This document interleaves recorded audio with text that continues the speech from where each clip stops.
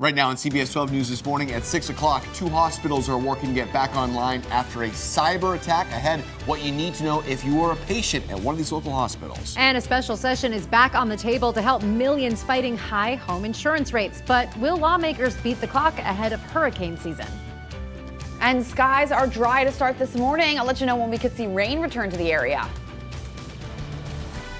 It's a new day.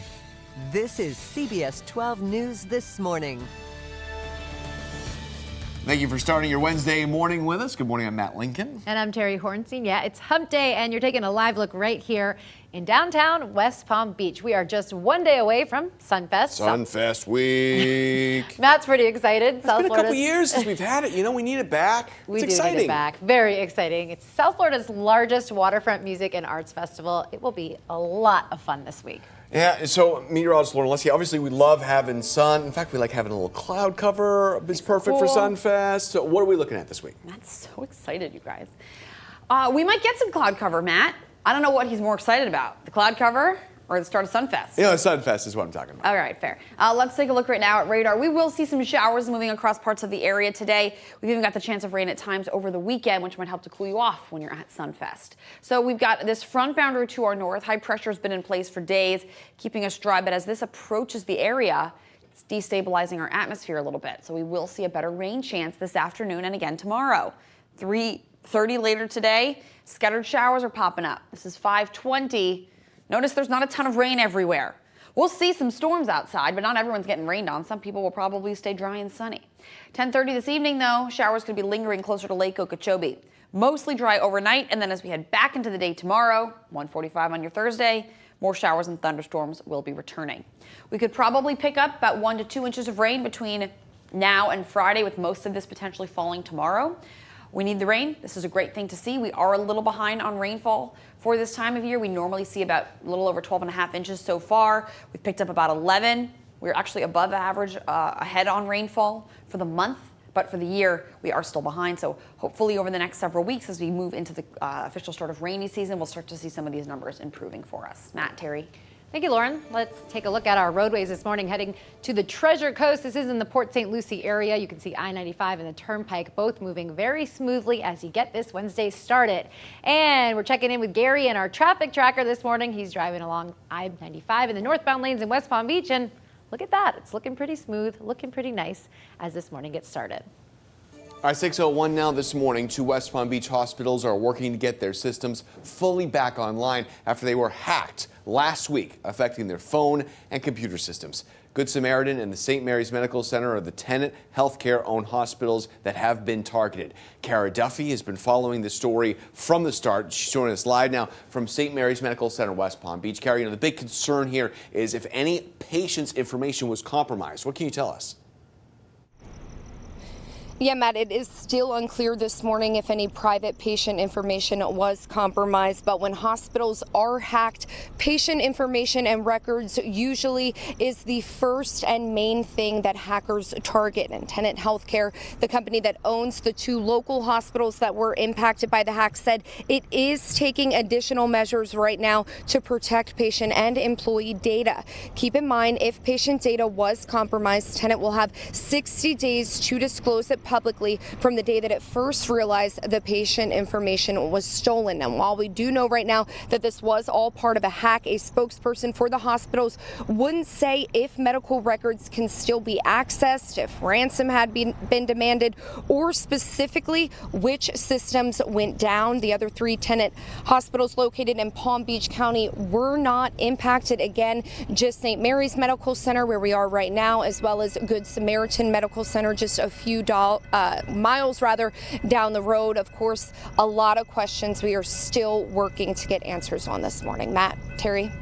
Yeah, and CBS 12 News spoke to a cybersecurity attorney to find out what kind of data hackers could be targeting. He tells us any important information like patient social security and credit card numbers are often at risk when hospitals are hacked. But he says even something as simple as your home address or phone number could be valuable information to a hacker. The fact that maybe only fragments of certain information was taken and perhaps not an entire array of information doesn't mean that somebody can't take that information and begin to look at social media and other places on the internet which might have a consumer's information, and then begin to build a robust profile to engage in identity theft. And that frequently happens. So he recommends patients call the hospital to find out any information on what happened and what information of theirs was taken. And the FBI is warned about the uptick in hospitals being targeted by hackers, and a major problem here is the lack of available cybersecurity employees. Take a look, as we have a recruiting website that says there are more than 590,000 cybersecurity job openings nationwide. All the states that you see here in the dark blue have the highest number of openings, including Florida, which is looking at about more than 30,000 openings right now. Once again, this is for cybersecurity experts. CBS 12 News is going to continue to stay on top of this story, trying to get answers to your questions. Make sure you visit our website, cbs12.com, for the latest information. Lawmakers will return to Tallahassee for a special session to tackle the state's rising property insurance rates. CBS 12 News has been telling you for weeks about this, about homeowners not being able to afford insurance. So many people suffering right now. The governor says, well, he wants to stabilize those rates, especially ahead of hurricane season, which is just 35 days away. Lawmakers failed to pass bills targeting homeowners insurance during the regular legislative session last month. This special session is 5 days and set to start on May 23rd. And of course, the struggle to pay for home insurance only comes after the difficulties right now buying a home in the first place. And this morning, the nationwide housing crisis, especially in South Florida, continues to make it hard for first-time home buyers to break into the market. New numbers show it's only getting tougher for families to afford a home. Take a look at this. Home prices went up nearly 20% in the month of February. The biggest jump was seen in Phoenix, Arizona, where they saw almost 33%, but right behind Tampa at 32%, Miami at 29%. A mother of two tells us her family spent months searching for a new home just north of us in Brevard County. Halfway desperate, halfway trying to get a good deal. And every time I'd be like, this is the one, this is the house, I got a good feeling. And then they'd say, nope, sorry, you were outbid. The bare minimum down payment and you can only afford so much. Your options are honestly just going to be limited. And right now, some home buying analysts say the housing market could soon be affected even more by interest rate hikes. Time right now, 6:06. The sentencing trial of the Parkland school shooter faced another setback in court, and this one full of drama. An entire pool of potential jurors was dismissed after one man got so upset and started screaming at Nicholas Cruz. Others followed with insults and then threats. This comes after the judge started jury selection all over again after she failed to question potential jurors who said they really wouldn't be able to follow the law, and then she dismissed them. Opening statements have now been pushed back to June 21st. Cruz pleaded guilty last year to killing 17 people at Marjory Stoneman Douglas High School on Valentine's Day in 2018.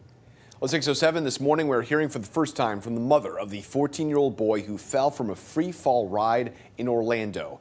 Tyree Sampson's parents filed a wrongful death lawsuit against the manufacturer of the ride, the operator of the ride, and Icon Park itself. A report found his seat's safety sensors were manually adjusted to allow for larger riders and left a gap between the harness and the seat, more than twice the typical size, in order to accommodate this 380-pound teen. Sampson's mother says the phone call she received broke her heart. It was a movie. I'm thinking I'm in a movie. Am I dreaming? I'm like, no. I mean, worst nightmare ever. You send your child on a vacation with family and friends, and he didn't return from their vacation. That's gruesome. I know, that's horrible. Orlando Slingshot, which operates the free fall, says they're cooperating with the investigation, saying, quote, all protocols, procedures, and safety measures provided by the manufacturer of the ride were followed. Right now, no criminal charges have been filed. It's just such a sad story. Time right now, 6:08. Next on CBS 12 News this morning, the White House pushing to get a pill to treat COVID-19 out to millions of Americans. Yeah, so coming up next, why it's hard for some patients to find a pharmacy that actually has that drug in stock. And listen to this, Palm Beach County Fire Rescue finishing training on a new life-saving technique, the new way they plan to treat patients even before they get to the hospital.